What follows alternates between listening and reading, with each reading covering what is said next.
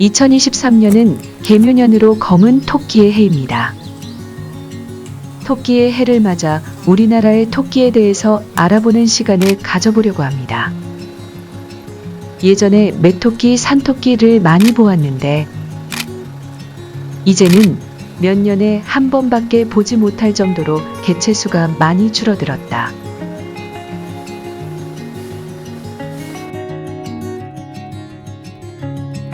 동물도 소금을 먹을까? 야행성인 토끼가 왜 이곳 흙길에 있는 것일까? 그 이유는 초식동물이 소금을 때문이다. 소금을 섭취할 수 있는 장소이기 때문이다. 소금이 있는 흙을 먹거나 돌을 깨먹어서 소금을 보충하기 위해서다. 식물에는 소금이 들어있지 않다. 토끼가 흙과 돌을 먹고 있는 모습이 보이시나요? 저런 흙길에 햇빛을 잘 받아서 흙이나 돌의 소금을 섭취하고 있기 때문에 소금을 좋아하는 토끼들이 가끔씩 흙길 도로에 나와서 흙 속 있는 소금을 핥아 먹기 위해서다. 보통 초식동물이라고 하면 풀만 먹는 줄 알았는데 모든 초식동물들도 소금이 필요합니다. 특히 풀 채소에는 소금기가 거의 없습니다. 그런데 초식동물 역시 세포대사를 위해서 반드시 소금이 필요합니다. 토끼는 본능과 어미우로부터 물려받는 학습의 결과로 얻은 지혜이다.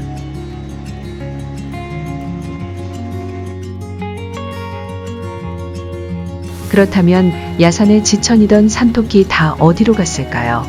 야생 산토끼가 사라진 현상에 대한 원인으로는 들고양이 문제가 제기되고 있습니다.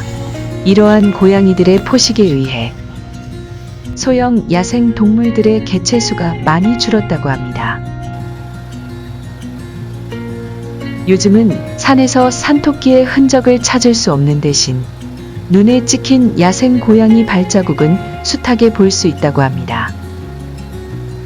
이에 더해 개발로 인해 산토끼의 주된 서식지인 야트막한 야산들이 사라지기 시작한 것도 원인으로 보입니다. 또한 산토끼를 사라지게 한 계기 중 하나로 소나무 제선충이 꼽힙니다.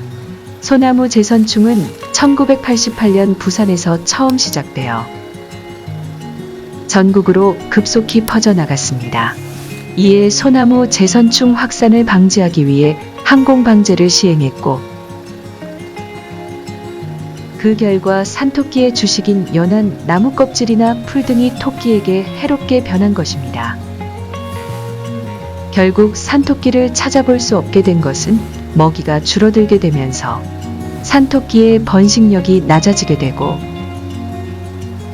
세대를 지나면서 개체수가 급감하게 된 것으로 보입니다.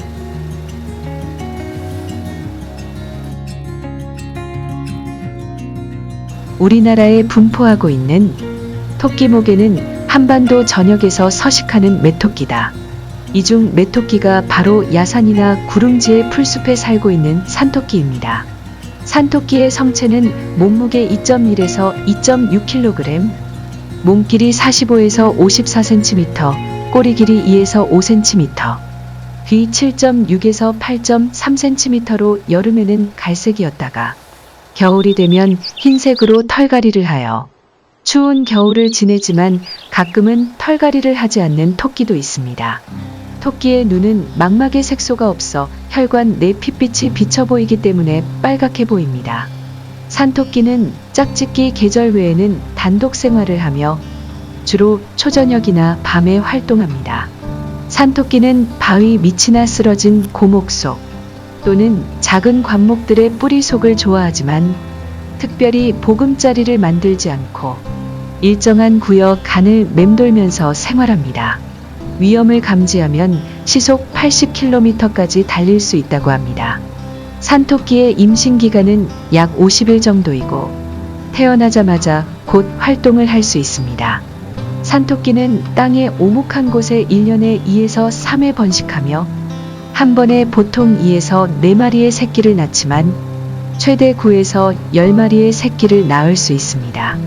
또한 산토끼는 임신한 상태에서 새끼가 태어나기 전에 또 다른 임신을 할 수 있는데 이런 현상을 이기복임신이라고 하며 다른 동물에서는 보기 힘든 현상입니다.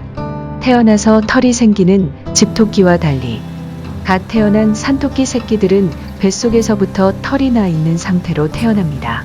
새끼를 낳은 어미는 새끼를 마른 나뭇가지나 마른 풀로 가려놓고 자신은 수십 미터 떨어진 곳에서 새끼를 지키다가 밤이 되면 새끼에게 다가가 젖을 먹입니다.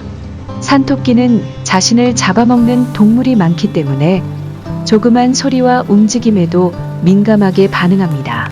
산토끼의 큰 귀는 여러 가지 기능이 있지만 몸을 보호하는 데 중요한 역할을 합니다. 또한 귀를 마음대로 움직일 수도 있으며 귀가 발달해 멀리서 들려오는 작은 소리도 정확하게 알아듣는다고 합니다. 길고 강한 뒷다리도 몸을 보호하는 데 큰 역할을 합니다.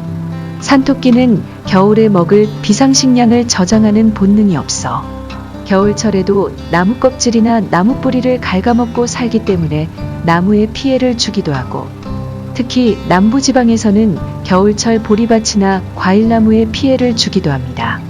이에 대해 숲의 보전도 좋지만 산토끼와 같은 소형동물, 초지에서만 자라는 소형 희귀식물이 살 수 있는 공간을 확보하는 것도 중요하게 다뤄져야 할 것으로 생각됩니다.